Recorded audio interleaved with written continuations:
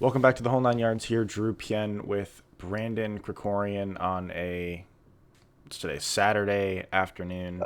Brandon, how's it going? Good. Yeah, we're both home for Thanksgiving, as you could probably see, but yeah, everything's good. Yep, home for Thanksgiving, so no studio for probably, I guess, this episode, next week's episode. And then, but after that, we'll be back in the studio for another couple weeks or whatever. Yeah, Yeah.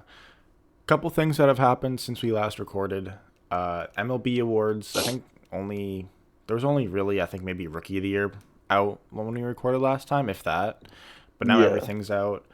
Also, Thursday night game, Patriots took the dub.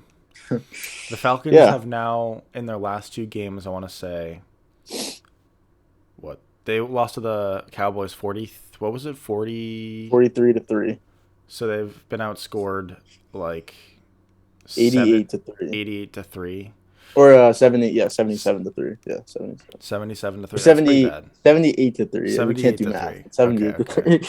There's a reason we Yeah, do this podcast and not. yeah. So yeah, we'll start with the MLB award, just reactions. Is there any specific reaction that you wanted to start off with? Um, I mean, I guess the biggest one is, and this isn't shocking, obviously, but just Otani being the MVP. I mean, he was unanimous MVP, also, which I think is like fitting. I think he probably should have been the unanimous MVP. Now, like Guerrero had a great year, and like any other year, he's most likely the MVP. But it's just it's one of those years where you have a guy have literally a season that no one's ever had before. So of course it makes sense that he was MVP and then also just unanimous. But yeah, I guess I mean, did you think any of them were like a shocking? Like did any of the people one shock you, or I guess just knowing what the finalists were, I think we all kind of thought this is what it was going to be. I think. Yeah, I don't really think there was any shockers. Brandon Crawford getting four first place votes and NL Yeah, MVP is, I guess, kind of surprising. You got more votes than Tatis and Turner combined. First place votes, which I think is interesting, maybe. But yeah, I think Harper at the end was going to be the NL MVP. Otani probably deserved the unanimous MVP, and hopefully the Angels can get something going into the playoffs at some point in the next near future, because I think that's a super exciting team. If Syndergaard can be 80% of what he was in his prime, which was, his prime is essentially like a few games here and there. I don't really think he ever had like one insane put together year necessarily, but if you can get like 80% of what Syndergaard is in his peak, that's a huge pickup, I think. Uh, yeah.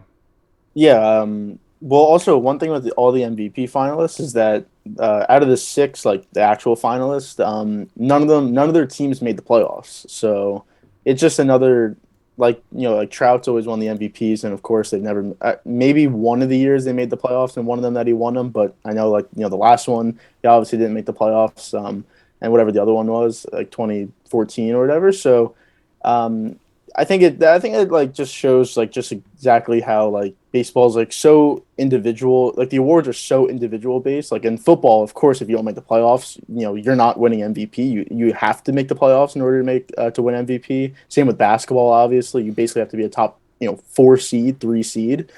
Sometimes there's outliers, but like, it just shows in baseball that like I mean, you could literally be on a team that has like 70 wins and you could win MVP. So that was something I thought that was interesting. I think it happened a couple years ago, but it really hasn't happened that many times where all six finalists, none of them made the playoffs.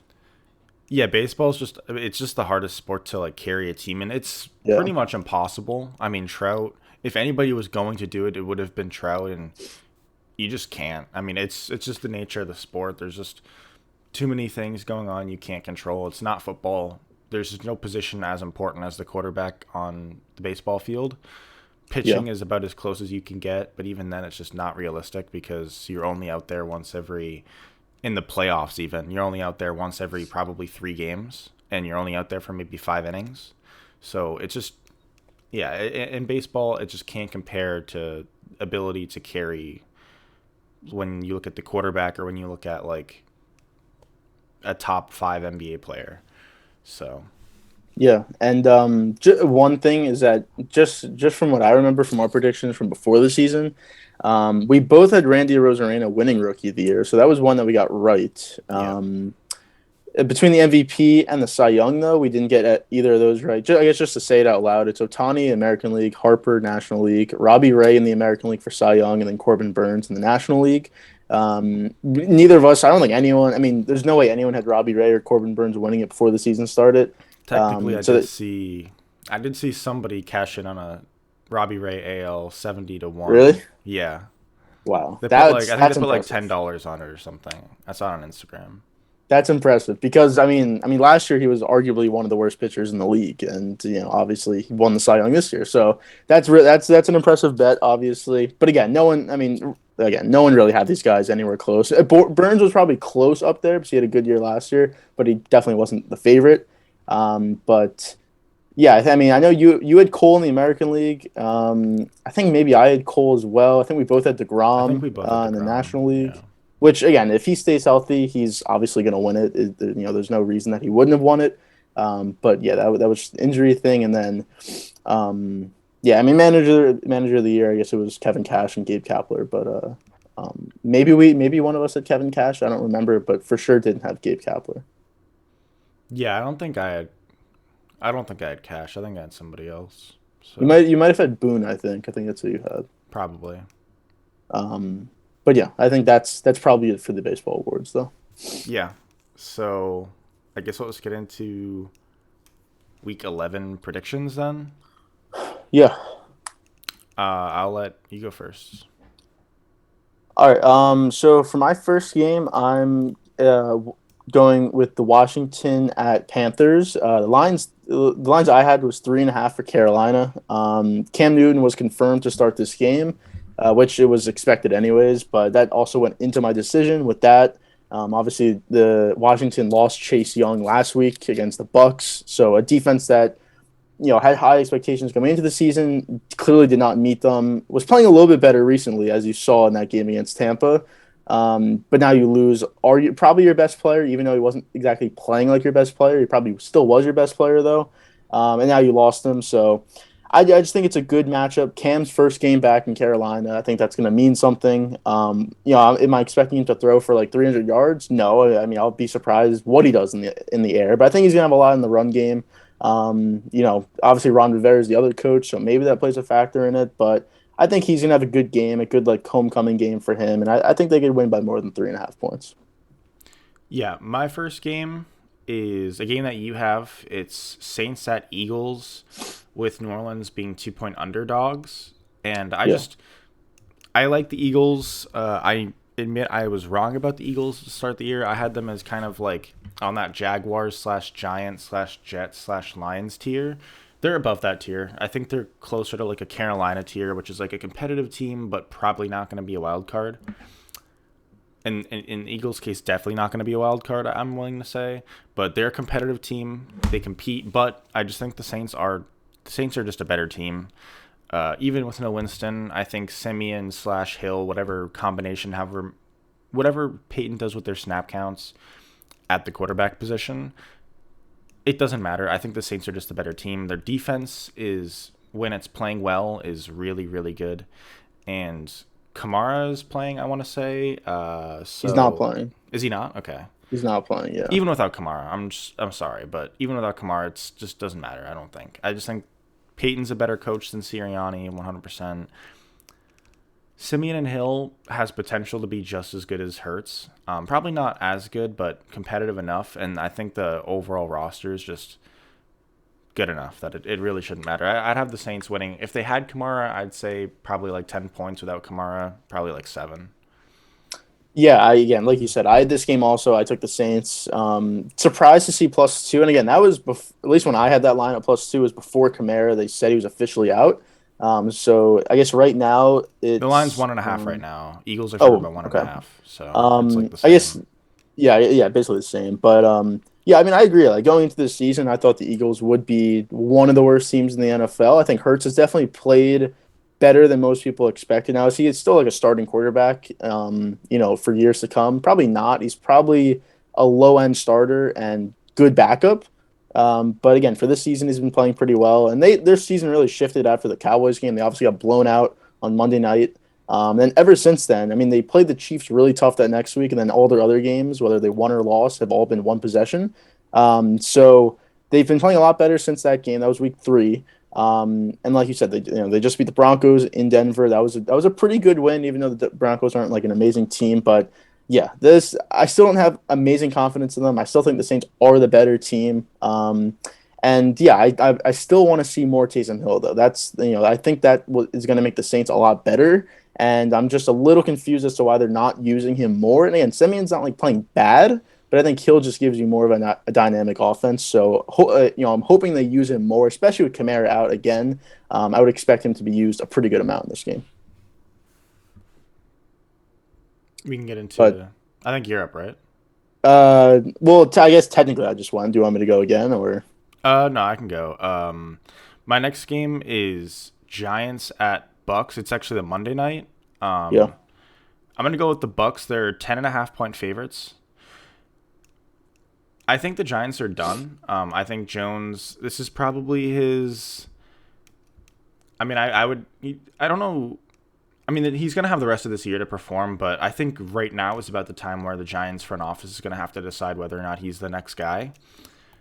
And I just don't think he is. And I think the Bucks have had a not great past few weeks. Well, past 2 weeks. And I think the last time Brady lost back-to-back-to-back games was, I think you have to go back to like 2002, which was the year after the Rams Super Bowl. Was the year they did not make the playoffs. I just think the Bucks. I don't see them falling to 6-4, and I really don't see them not winning this game by less than 10.5. So I'm going to go with the Bucks to win by at least 14 points. Yeah, that was another. I kind of looked at that one a little bit. I stayed away just because, like, I don't think Brady would lose 3 straight games, especially Washington and a New York game. Those are 2 bad teams that his teams usually obviously would win those games, but 10.5, that definitely is a lot. Still no AB. I think Gronk, they said, it's a game time decision in this one, so we'll see. Again, they haven't been as good when those guys have been out. I think Saquon's coming back for this game as well. Again, I'm not a big Saquon fan, but it clearly, obviously does affect that offense having him there.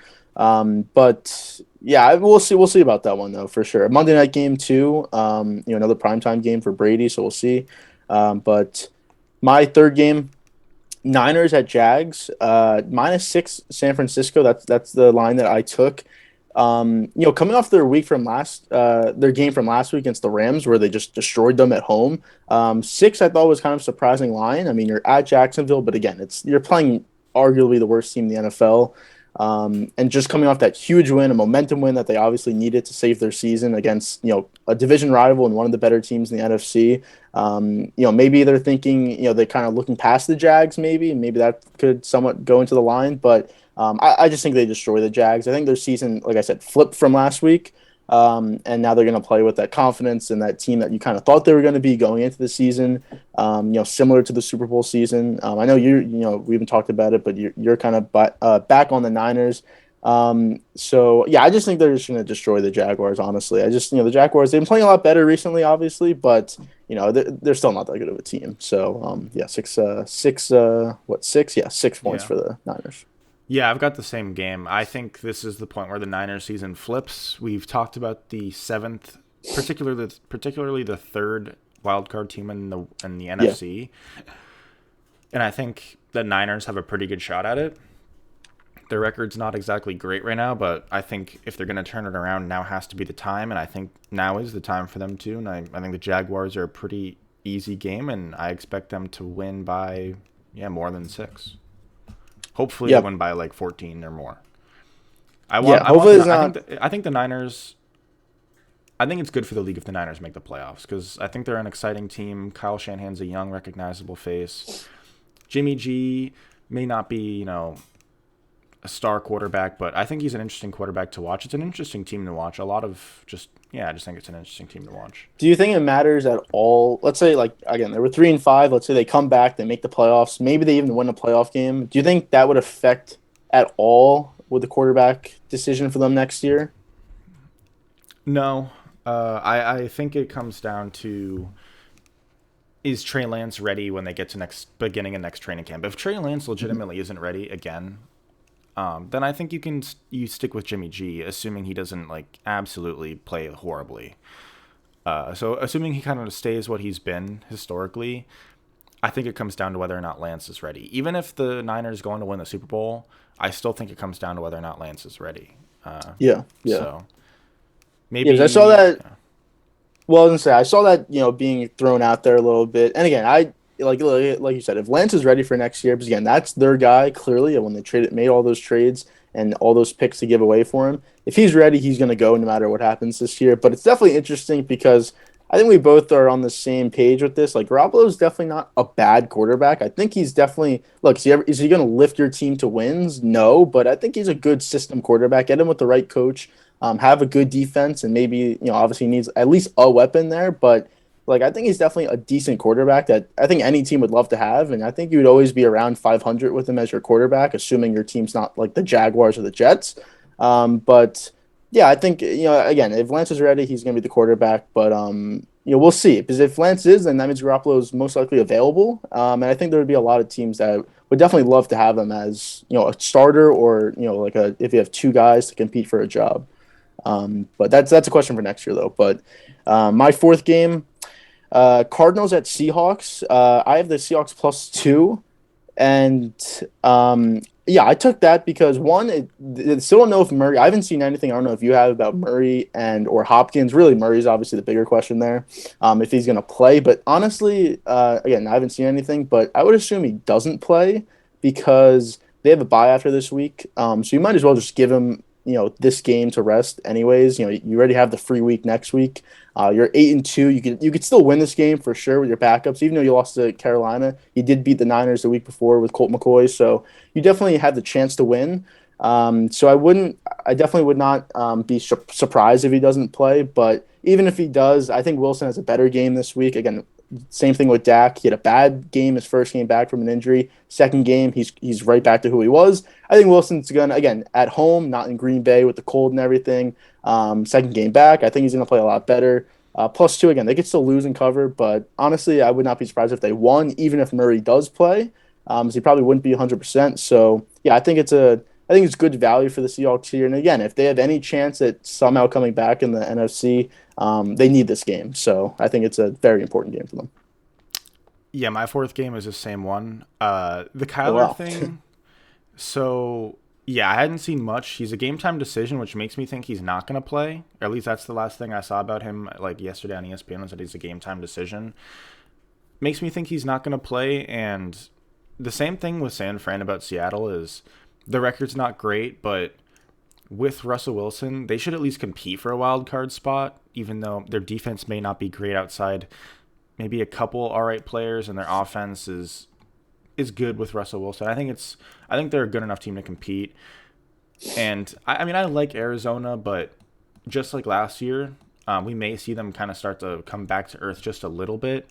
They're still going to be a competitive team in the NFC, and they could make the Super Bowl, but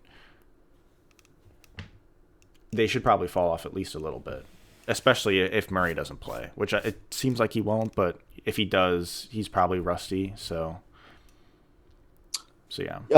Yeah, yeah. So, wait, did you have Seattle or Arizona? I had Seattle. Seattle, okay. So and then I guess going to my next game. I guess last game, Cowboys at Chiefs. I have the Cowboys +2.5. I made this pick before the Amari news, which I'm still sticking with it. I'm not going to change it, but it definitely hurts not having him in that game. He's also going to miss the Thanksgiving game against the Raiders, but it's still they got Gallup back last week. I think it shouldn't be a problem. It's basically just Cooper and Lamb, except now it's just Gallup and Lamb. So I don't think it's going to matter too much, but it's definitely going to play a little bit of a factor. But still, 2.5.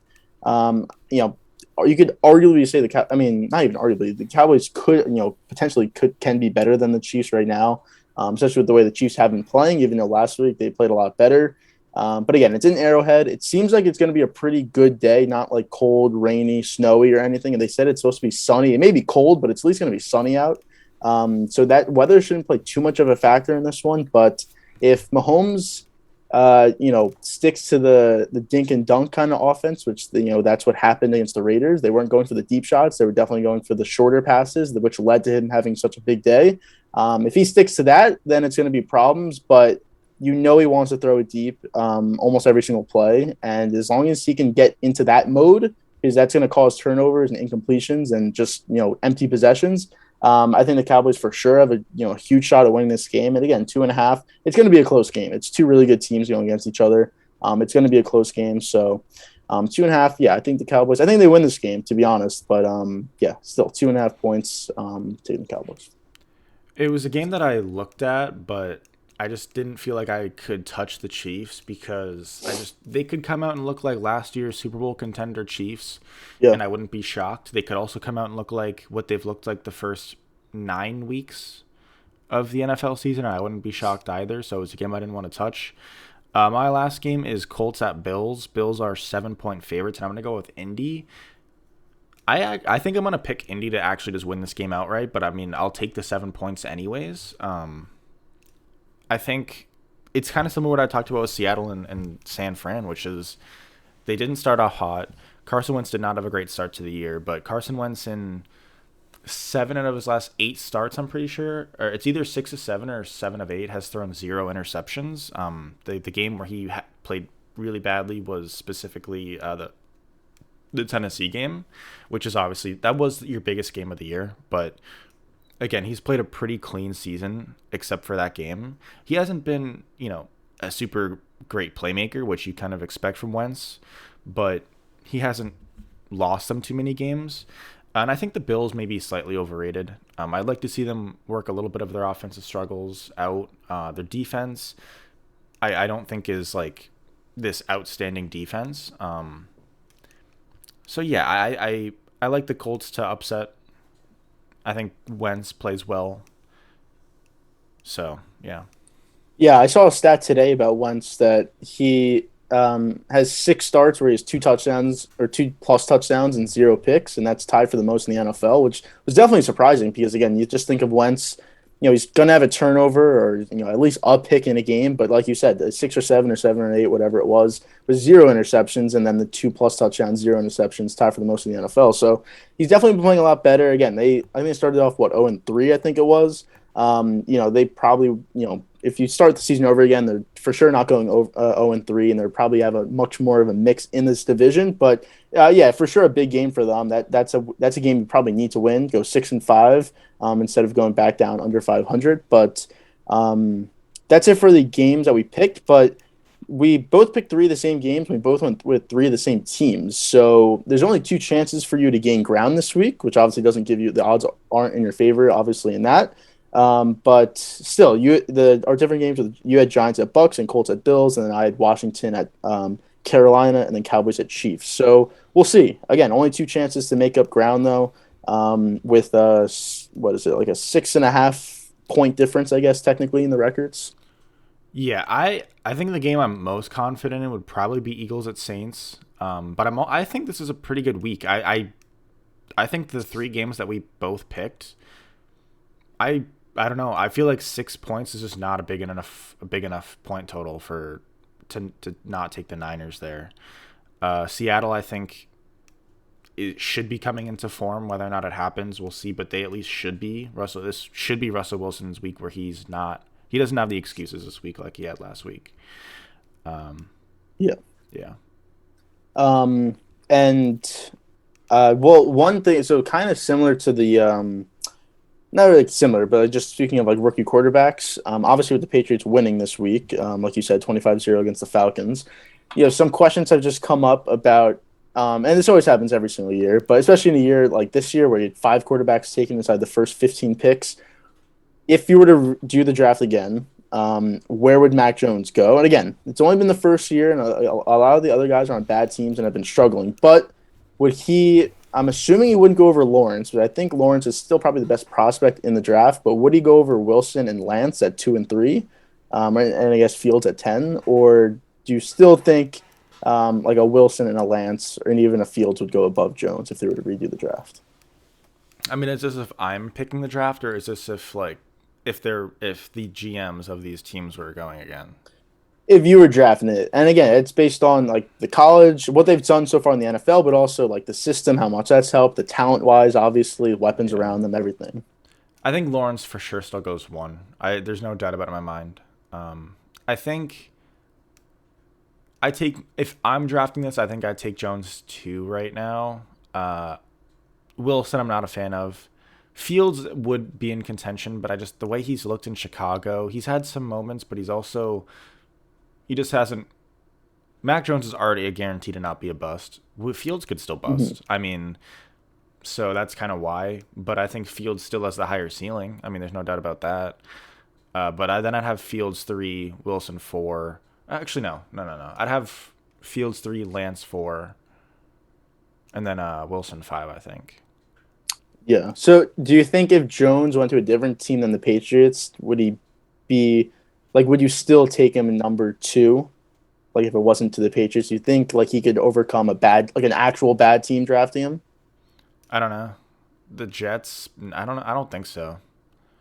No, I don't Because like think so. clearly the Patriots have clearly upped his value because if he's on a different, if he's on the Jets and Wilson's on the Patriots, maybe Wilson wouldn't be as good as Jones is, but there's no way Jones would be as good as he is right now in the Patriots, just because the team obviously, but like the coaching, it's just such a better staff. Obviously, they know how to handle him. He wasn't asked to do much earlier in the season. He's still really not asked to do that much so far, but he's doing a lot more than he was in the first couple weeks.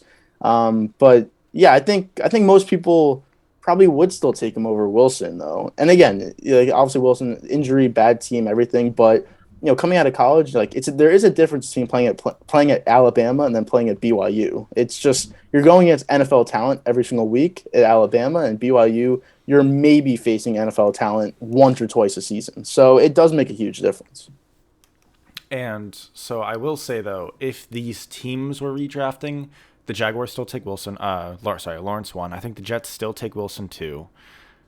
I think the Niners. That's where you That's may the have. question. That's the Yeah. question, right? Because they were rumored to take Mac Jones pretty much all the way up until they took Lance. Yeah. Um, I think that's a question. I still think they go Lance though. I still think they do, and I think they liked what they've seen from Mac Jones, and I think a lot of teams are scared of the realization that the Patriots ended up actually getting Jones at 15.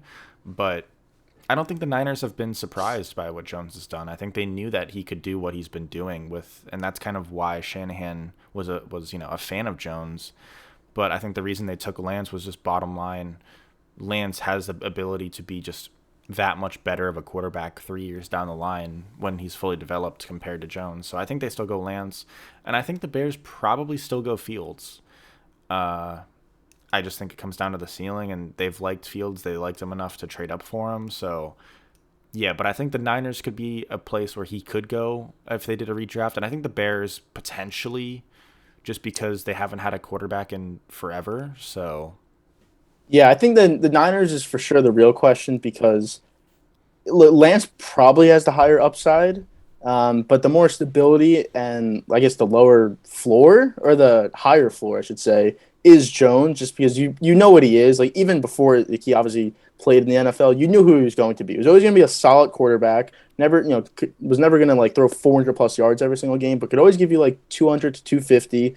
Probably not turn the ball over that much. Be accurate, make the right plays that he had to make, and then as he got older, would obviously just learn from the mistakes, the few mistakes that he'd make, and then obviously get better. So, if you were to go to the Niners, I think it's somewhat of a similar team to the Patriots, where you have the coach like that, you have the people around him. It's kind of a similar organization if you look at it that way. So I think he would definitely thrive there. But again, the question is, do you think Lance would has the potential to become a top 7, 8 quarterback, where a guy you could actually trust him to win you games and bring you to the playoffs and bring you to the Super Bowl. Where Jones, you for sure need a good defense. You definitely need a weapon or two around him. He's not going to be able to lift guys like top quarterbacks could. Is he a top? Can he be a top 10 quarterback for sure? But he'd be 8, 9, 10, or even 11 or 12. So that's obviously the big question there. But I don't. I mean, you're for sure not. I think You there's a know, potential Jones can become a top five quarterback. I I I think there's the potential, yeah.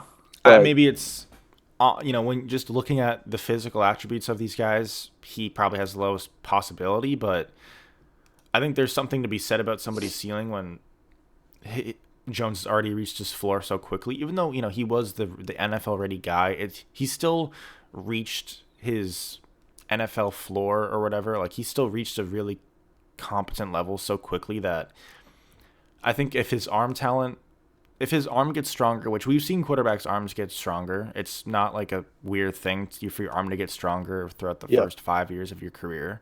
If his arm gets stronger, if maybe he gets a little bit more athletic, which I think can happen. I mean, his body shape was not awesome coming out of college. I think if that continues to improve, and I think if his decision making improves just a little bit, he's had some shaky throws for sure. He made probably one questionable throw in the Atlanta game. He's had a couple questionable throws. He threw like 3 picks in the Saints game. If all that improves, I 100% think he can be a top five quarterback. Now, is he ever going to be Mahomes? No, but can he be on the same level that Prescott's on? I think so.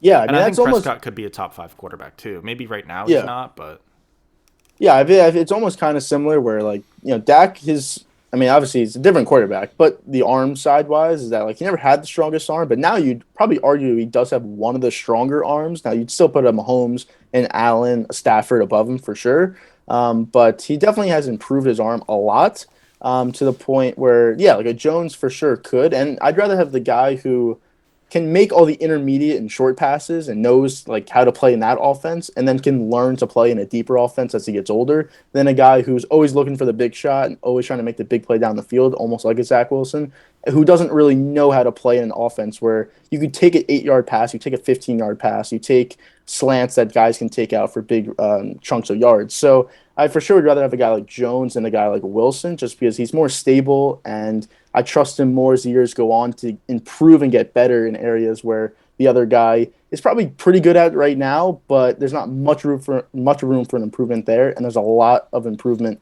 in the shorter stuff, which is harder for the guys who always want the big play. yeah, yeah, I'd agree. Um, yeah. So again, that was just something I was seeing after the Patriots game. Again, they're 7-4 now, and your Did pick you? of belt. What were you gonna say? I was gonna say, did you watch the last like couple minutes of that game, or did you turn it off like when it I was? didn't. I didn't watch the last couple minutes. Rosen It's came tough. in and he threw like the third play he threw a pick six, and then the next play after that, the third string came in and threw a pick right after that. That was pretty great. I saw the pick six. The pick six was bad. He threw it. I It mean, was he literally so threw it bad. right to the guy. And I don't know, did you hear Aikman's commentary when you watched that pick six? No, I didn't. I didn't. He was like, well, not to make excuses for Josh Rosen, but Jake Matthews did kind of get pushed back, and that may have blocked his vision. But looking at the play, it did not. He literally threw it right to Van Noy, Well, and you know the reason he said that, right? I do know the reason is because he went to UCLA. You They want to both went. UCLA? Yeah. Yeah, it's like, come on. I I mean, of want course, Josh Rosen isn't good. I mean, it's not Aikman's still nothing holding new. out hope that Rosen's the Yeah. next guy in Atlanta. It's just get over it. Get over yourself. I saw the video on Twitter of like after he got drafted. Like he was obviously the 10th pick. He's like that. There was 9 mistakes in front of me. And like I'll prove not to be one of those mistakes. And I mean, obviously he's I mean, he was done after his first 4 games in the league. If you think about it, which Yeah, you can say it's fair or not fair because he was put in a terrible situation. But even still, if he's put in a good situation, I still don't think he becomes anything. So yeah, that's definitely that wasn't good though. But what I was gonna say is your pick as Belichick as or as Coach of the Year is for sure looking a lot better than it did before. I mean, it's 7-4, a team that probably wasn't predicted really probably to be around 500, somewhere around that, maybe even a little bit less with Jones as your starting quarterback before the season started. If they were to get probably 11 wins. I think he could for sure win, especially with no team again, unless Arizona finishes like with 3 or 4 losses, which they probably will finish with more because of the injuries and everything. And again, they're not that good of a team. I don't think there's going to be any team that's like 14-3 or anything like that. So I think for sure if they get 11 wins, I think he could for sure be Coach of the Year. yeah. I think if he gets 11 or 12, I think they need to win the division for him to get Coach of the Year, which I think is possible, right? It goes Tennessee, Buffalo, then they have a game after Buffalo. I forget who it is, and then they go Buffalo again. I think it might be like I forget who it is, I could check it right now. but It yeah, is Jaguars. Jaguars. Well, Okay, or no, Colts. Colts Colts. in between the Bills. Okay, Colts in Colts. between. Okay, that's their stretch though. I mean, the Colts kind of, but more so Tennessee, Buffalo, and then Buffalo after Yeah. that a couple weeks later. That's the stretch. If you can go 2-1 in that, then I think Belichick has a good shot to win Coach of the Year, and I think Patriots have a good shot to win the division. If you go 1-2 in that stretch, I think the ability to win the division goes down significantly. So Yeah, and ideally they you have win a both against the Bills, but even if you split and can beat the Titans, I'd be happy with that too. yeah, and they have a bye after that first Bills game before the Colts game. They have a bye. I think they're like the latest team with a bye. That's like week. They would have played what 11, 12, 13. They played 13 games. That's a lot. That's a late bye. I mean, do you like a late bye or do you like an early bye? I think early okay. Injuries, obviously, that's the most Yeah, important thing. yeah, But just not considering injuries because it's completely random. 100%. I like pretty much as late as of a bye as you can get. really. Typically, I like week 10. I think that's a pretty solid place to have a bye, assuming no injuries. So, yeah, I'm not a fan of early bye though at all. Yeah, like Like a if I week had a four, week like four, yeah, like I'm that's like not yeah, yeah, it's that's not never good. good. Only because like most of the time you're again, if you start off like 0-4 or 1-3 or whatever, you're most likely not a good team. So the bye is really not going to affect you that much, like for the rest of the season. But if you're a good team and you have a week four bye, or maybe it's even like week five with the 17 game schedule, or whatever it was, but. I for sure wouldn't want that. A week 8, 9, 10 bye, I think, are the perfect set. Those are the perfect weeks for buys because you could be around 500, could be maybe a game or two above 500, but that's usually when the injuries happen. Maybe not the long term injuries, but the guys who are out 2 to 3 weeks. That's usually when that happens. Guys obviously are getting tired at that point. It's halfway through the season. Those are the perfect buys, I think. Week 8, 9, 10, I think is that's exactly when I'd always want my buy. I think I would want it probably 10 or later. I'm fine with 8 or 9. Really, I just don't want an early buy. I'm Yeah, really like I'm not too picky about it. Anything past like week 7, like I'm fine. Like I don't really care too much. yeah. Ideally, you get it before like a big game. Like ideally, we would have been able to have that buy like before maybe hosting Buffalo or at Buffalo. Um, but Yeah. And I mean that's probably it for the prediction wise. I guess for this week of the NFL wise. I did not. There's By the way, one I didn't throw Week 10's record into my predictions. So I'm oh not okay. 6.5 games behind or whatever. I'm like 4.5 or whatever. Like I'm 4 wins behind to tie. Okay, yeah, I see. Yeah, four win. Yeah, in the one column it's four. Then obviously you had two ties. I had one tie. So Yeah. yeah, so I guess the most you can get is two wins behind. But So yeah, you still we're in have week. what?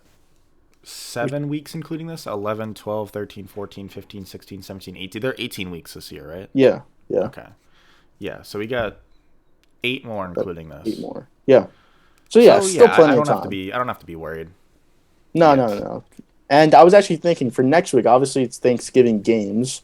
Do we want to pick all of them, I think we or do. I think we have to. I think we have yeah, to, that's right? what I Like was thinking. everyone's Yeah, watching those games. Like we need to deliver. Like for our, we don't have a, we don't, I'll just say it, we don't have a lot of viewers right now, but to our core, like we gotta deliver to our core on this one. We gotta make sure we get the right picks. So all right. Well, yeah, we have Bears, Lions, Raiders, Cowboys, and Bills, Saints. So maybe we kind of delve into like some prop bets a little bit. Like we talk the spread, we pick the spread. Maybe we'll also tell you our just straight up picks like we typically do in most of these games, yeah, anyways. Maybe we'll figure out maybe some of those weirder prop bets that people tend to touch in when it comes to like the Thanksgiving game, Super Bowl, whatever. So yeah. All right. So yeah, we'll pick all three games for next week, and then obviously the two other ones, whatever ones that we want. But yeah, I think that's probably it NFL wise, unless you have anything else. But is there anything NBA news that you want to talk about? NBA, I was thinking about anything that I really want to talk about. Not really. I mean, the Lakers are now under 500. I watched. I don't know if you watched the Celtics/Lakers game last night. Yeah. But I mean, it was a little bit of a back and forth. I didn't tune in until I tuned in like right as the third quarter started. So, but pretty much ever since I started watching that game, it was the Celtics the whole way through. Um, I don't know. It was LeBron James' return. He played really well. He was efficient. Celtics had a decent game, although I don't think it means anything. It's tough because like it was an interesting game, but I don't think I can take too much away from it. Lakers lose, but I ultimately still think the Lakers are way better of a team in the long term. The Celtics winning, I literally can put no stock in because Jaylen Brown's not on the court, and it doesn't matter to me. Yeah. So Yeah, like, without Brown being there, it's like again Tatum had a great game, but when Brown's there, obviously, I mean, he may still take 26 shots to be honest, but it's just such a different game when you obviously have another guy who could easily average the same amount, or I think he's actually averaging more points than Tatum. Maybe the last couple of games it's changed because Tatum's Brown's been out, but yeah, when you have two guys who can put up 25 plus points per game every single night, it's a much different team than when he's not out there. they And just then need for to the play well Lakers. together. They need to play well Yeah, together, yeah, and I want to see yeah. that. So And again, they're only 8-8 this year. Yeah, they had the bad start. They played better lately, but still, they're only 8-8 right now in the standings. That puts them at number 9. And again, we expect some of those teams to drop down a little bit. Washington, Cleveland's 9-8. They've had Colin Sexton's out for the year. Mobley's out 2 to 4 weeks. So they have injury problems as well. And again, they're not that good. Anyways, so you'd expect some teams to drop, but again, I think they're going to be fighting between the 7, maybe the 6 seed, but probably the 7 and 9 seeds the whole year. I think like the Hornets, they're going to be in there with them. The Knicks, Indiana, if they get a little bit better, I think they're going to be fighting right there with those teams. yeah, I mean, do you have anything to Um, say on the Lakers, or like, are you out on them, or are you still feeling the same way? Which is, no, I'm not out yet. Again, they're 8-9. They haven't looked good. But again, LeBron's missed 10 out of a possible 17 games. It's not, you can't really look at it that much because, and again, they've had a lot of depth players be injured as well.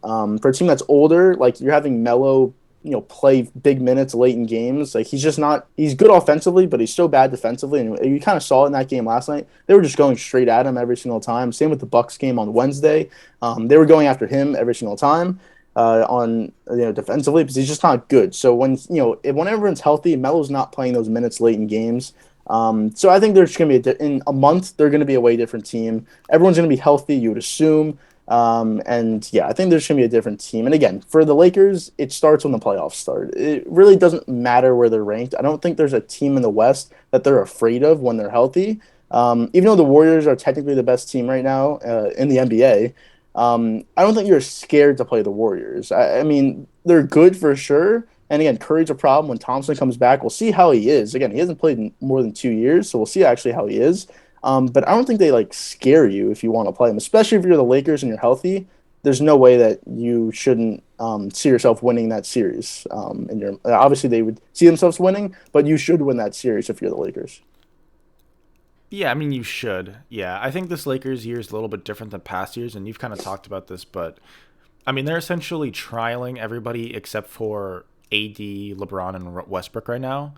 It's pretty much let's find out which veterans we like and keep them, and then let's find out which veterans we don't really like on this team, and then trade them Yeah. at the deadline. Maybe try to find some other veterans. Maybe trade for some kind of young guy who can be some energy off the bench.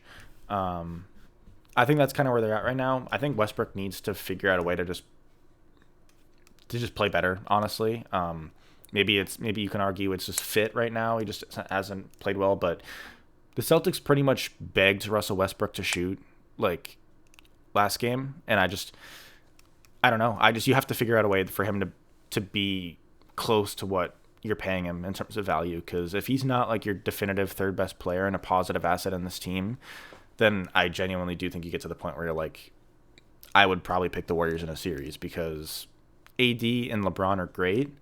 But if literally players 3 through 8 on the rotation are all negative assets to your team, like if none of them are really net positives, then like I'm not picking you in a series against the Warriors where other than maybe other than I mean yeah, I don't know. It's just like Curry and LeBron, I guess you technically favor LeBron, and then the second best player, AD, would favor over Thompson in a series, but players 3 through 8 you'd give to the Warriors probably. So like, I don't know. Yeah, and I think one thing with the Lakers is like, you know, their best lineup is when AD is at the five, because it opens the floor for Westbrook to drive. And again, that's their best lineup. And for some reason, they just haven't gone to it. They don't use that lineup, which I just don't understand why exactly. It's probably I their don't best think defensive lineup, and it's their best offensive lineup, and they just don't really use it that much. I don't know if does I don't think AD loves playing the five. He So doesn't, but I think he has to play the five. Again, he played awful in that Bucks game. I mean, Giannis had what 47 points on, and he missed like 5 shots the entire game. And AD was the main guy covering him the entire game. And he's supposed to, I mean, 4-time All Defensive Player, supposed to be a Defensive Player of the Year type player. And he got absolutely abused in that game. And he didn't have a good offensive game as well. In the Bucks game, he had a better one in the Celtics one, but again, didn't really matter that much.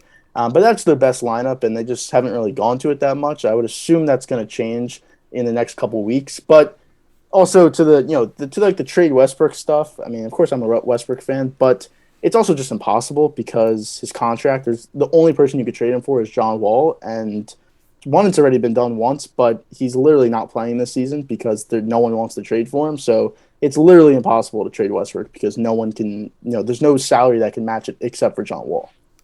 yeah, no, I agree. You just have to make it work. The only Yeah, way yeah, you can the only things you can change are players 4 through 9 on the roster. You're not changing 1, 2, or 3. So yeah, if it's gonna work, it's because you find out Carmelo doesn't fit, and you trade Carmelo for maybe somebody, maybe Ariza and Nunn come back and are really good on this team. Maybe you trade maybe Rondo doesn't work. You can trade Rondo for somebody not like Rondo, but maybe kind of similar to Rondo who can give you some energy. It's about finding the right veterans and that right mix. If you can find that, then I think this Lakers team's for sure is a finals team and maybe wins the finals. But if you can't find that mix, that chemistry, then I think it's going to be scary because the Warriors are like maybe slightly less talented, but their chemistry is so much better and they play as a team just so much better that it's like I would not be able to pick the Lakers in a series. So, but we'll see what happens. It's going to be interesting. yeah, yeah, for sure. But that's probably it NBA wise. Just one last question I had, only because you're obviously a Nationals fan. And we talked about it earlier with the MVP awards, but were you ever like a huge Bryce Harper fan or no? He was my favorite player. That's why I'm a Nationals fan. It was because of Harper. So Okay. I have Yeah, like I was just a wondering because I feel like you probably would, but some people don't really like Harper that much. So yeah. I liked Harper a lot. I got like not picked on, but like people weren't a fan of me liking Harper or whatever back in the day. I still like Harper, but that's so when Harper left for the Phillies, I think it was 2017, it was 2019 was his first year there. 2019. Jesus Christ. Um, that's when I had to come to the decision like, what team do I want to be a fan of? Because at that point I was probably more of a Harper fan than a Nationals fan, I guess. But I was still a Nationals fan. And then I decided that I'm gonna be a Nationals fan instead of like going to Harper and being just like kind of what people do in the NBA, which is they're more of a player fan than like Yeah, a team fan, and they'll like the team that has their favorite player. I decided to be a fan of the Nationals, so yeah, I still like Harper yeah, though. So yeah. Okay, I was just curious. I never like knew um, how big of a fan you were of Harper, but that's probably it. Unless you have anything else. okay, well I guess I would say if like a legit from Washington Nationals fan, like hard diehard fan, came up to me and called me a fake fan, I wouldn't like get mad at him because I definitely am like way more of a fan of the Patriots and the Celtics than I am the Nationals. I still like the Nationals. Like I'm still a fan of the Nationals. It's just not nearly as much of a fan as I am of like the Celtics and Patriots. Maybe I guess I'd throw the Nationals in like the same tier as the Bruins, where like I'm a fan of them, but like I don't know. I don't really like if the Bruins lose in the playoffs. I'm not like crying over it. So I mean, I'm not crying Yeah, over it if the Patriots lose in the playoffs, but like I'm pissed. Like I'm not like if this was back in like the height, like I'm going into school, like I'm not talking to anybody. Like I'm just sitting down. Like that's like that. I mean, mine would probably go Cowboys, Yankees, Knicks, Rangers. So like my Rangers is probably equivalent to I guess your Bruins, and then I guess what you're saying is Nationals. I guess, but maybe that's more like my Knicks. I guess I don't know. I would go Patriots, Celtics, then like a sizable gap, and then Nationals, Bruins probably. Yeah, so, yeah. So ours are like basically. I mean, I feel like almost every person NFL is probably their biggest one. It's almost hard not to be. I feel like. Yeah. Um, and then I think it's probably between baseball or basketball. Yeah, baseball or basketball between what's your second and third most likely. I mean, there's some people with the NHL, which I definitely like the NHL, but baseball or basketball is for sure better in my opinion. Yeah. I think there's a lot of people that, particularly in New England, well, I guess and New Jersey too, put the NHL higher up there, but in the nation entirely, like if you were to just exclude New England, New York, New Jersey, Minnesota, probably, I think other than that, like those places, hockey's like not nearly as big. Like it's pretty. Yeah, I mean, if you go to like the South, I mean, yeah, hockey is Yeah. not even. It's fifth behind college football. So Yeah. Yeah. yeah, so which again, college football really isn't that big up here. So I guess it kind of just like worked itself out like that. But It's probably because um, we have like literally no good teams up here. yeah, Yeah. there's I guess technically Penn State's the best team, and again, that's not even really up northeast technically. Yeah. And it's like such a big school, anyways. That like I mean, I really don't know anyone who really likes Penn State. So, um, but yeah, that's I guess that's it for this episode though. Yeah. Um, yeah, so check out social media should be down below. Our other channel, our Clips channel. I'm assuming you'll have the Patriots video up there at some point in the next couple days. I'll have the Cowboys one. I'll have to do that before the Thanksgiving game actually, so that will be up probably Tuesday, maybe Monday, but probably Tuesday. The Patriots one, like I said, is going to be up soon. And then yeah, check out the social media, check out that channel, check out this channel, and that's it. Yeah. So we'll probably be back. What? We could maybe be back tomorrow night. Yeah. Potentially. All Yeah, right. Sunday night. All right. I'll be back. Goodbye.